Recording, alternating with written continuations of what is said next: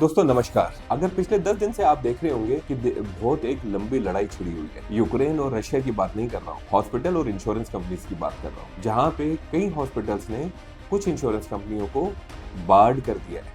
इसका मतलब है कि उन्होंने कैशलेस उनको देने से इनकार कर दिया। अब ऐसे में हमारे पास क्या विकल्प रह गए हैं और ये सारी चीज है क्या? बहुत लोगों को इसके बारे में पता नहीं है, इसकी जानकारी नहीं है। तो पहले समझ लेते हैं कि आखिर ये लड़ाई है किस चीज की। दोस्तों अगर आपको पता हो, हमारे इंश्योरेंस में ये जितनी भी इंश्योरेंस कंपनियां हैं, चाहे वो जनरल हो, लाइफ हो, उनके लिए एक स्टैट्यूटरी बॉडी है जिसका नाम है IRDAI। इस IRDAI का ये काम है कि इसको कौन से प्रोडक्ट वो लाने होते हैं, उसके लिए एप्लीकेशन देनी पड़ती है इंश्योरेंस कंपनी को। इनके पास सारे प्रोडक्ट अप्रूव कराने पड़ते हैं और उसके बाद तभी ये मार्केट में आ सकते हैं। इसके अलावा IRDAI को ये भी ध्यान रखना पड़ता है कि जो भी कस्टमर जिनके लिए इंश्योरेंस की स्कीम्स लेकर आ रही हैं, वो उन तक सही मायनों में पहुंच रही हैं और उसके डिलीवरेबल्स ठीक से हो पा रहे हैं कि नहीं हो रहे। दोस्तों जैसे कि फाइनेंशियल मार्केट्स हैं, उनके लिए गवर्निंग बॉडी है सेबी, जैसे आप सब जानते ही हैं, और कई बार आपने एडवर्टीजमेंट भी देखी होंगी जो कि पावर्ड बाय सेबी लिखा होता है। कई बार इन्वेस्टर एजुकेशन के लिए भी वो आपको कई एडवर्टीजमेंट बताते हैं कि आपको कैसे आप फ्रॉड से बचें, और इसका ये अंडर आती है सेबी के, यानी कि there is a one governing body which is called SEBI for financial markets.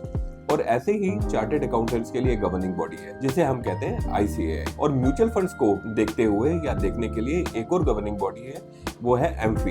क्या ऐसी कोई बॉडी है जो हॉस्पिटल्स को करती है या फिर एजुकेशन में कोई बॉडी है? इन दोनों में ही इसकी एक एब्सेंस है। ना तो कोई स्टैट्यूटरी बॉडी है, ना कोई इंडिपेंडेंट है जो कि किसी भी कुछ उन्होंने कोई लॉ ऐसे प्रोवाइड किए हो या कुछ ऐसी चीजें फ्रेमवर्क तैयार किया हो जिसके अंदर उनको ऑपरेट करना जरूरी है।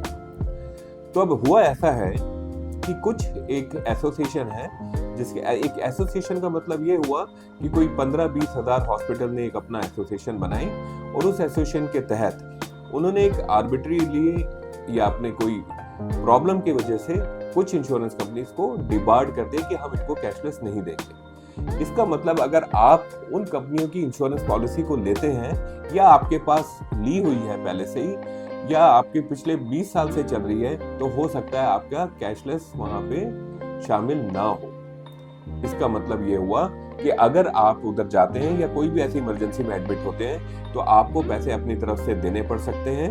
और तो दोस्तों अगर आपको रिइंबर्समेंट के लिए अगर क्लेम फाइल करना पड़े तो ये एक बहुत टाइम टेकिंग प्रोसेस हो गया है, क्योंकि इसमें 3 से 6 महीने आपको लग जाते हैं। और ये 3-6 महीने में आपको टाइम कंज्यूमिंग ही नहीं है, लेकिन कई बार इसमें एक ही तरह के पेपर आपसे बार बार मांगते हैं। तो कैशलेस फैसिलिटी इसकी बिल्कुल ऑपोजिट हो जाती है, क्योंकि कैशलेस की ट्रीटमेंट के दौरान सिर्फ हॉस्पिटल को ही सारी चीजें बतानी पड़ती है, और जो कि वो सीधे इंश्योरेंस कंपनी से सारी जानकारी लेकर के या इंश्योरेंस कंपनी हॉस्पिटल से जानकारी लेकर के आपको कैशलेस को सफल बना देते हैं। और यही सोचते हुए IRDAI ने पिछली बार इसका एक विजन रखा था कि हमें ज्यादा से ज्यादा क्लेम 100% ही कैशलेस के ऊपर पहुंचाने हैं। लेकिन अगर हम आपको पिछले साल के आंकड़े बताएं तो उस केस में जो कि कैशलेस बढ़ने चाहिए थे, जिसकी पिछले साल ये 62% था और इस साल ये घट के 58% रह गया। कहां हम 62 से 100% पे जाने की बात कर रहे थे और यही फिगर अब 4% डाउन हो गई है, यानी कि 58% पे आ गए। तो दोस्तों अगर ये कैशलेस, अगर ये हॉस्पिटल्स और इंश्योरेंस कंपनी के बीच में कोई सोल्यूशन नहीं निकलता है तो आप ये सोचिए कि ये वाली फिगर्स कहां जाने वाली है। तो मैं उम्मीद करता हूं कि जैसे हॉस्पिटल्स और इंश्योरेंस कंपनी कोई एक ऐसे सोल्यूशंस पर आएंगी जो आम आदमी जिसके लिए